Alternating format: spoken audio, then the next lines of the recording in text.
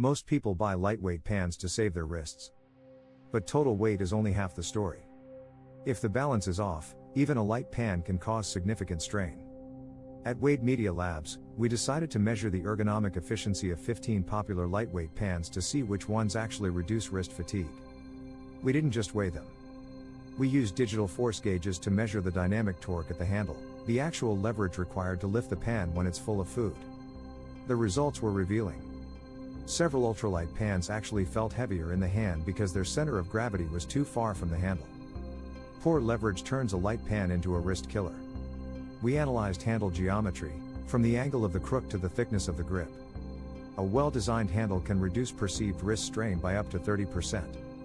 Out of 15 contenders, the winner wasn't a luxury brand. It was a $40 budget skillet with a perfectly shifted center of gravity and a high leverage handle design. Stop fighting your cookware. Ergonomics is a matter of physics, and the best balanced pan is worth more than the lightest one. See our full torque measurements, the handle geometry charts, and the $40 ergonomic champion at cookwarescout.com.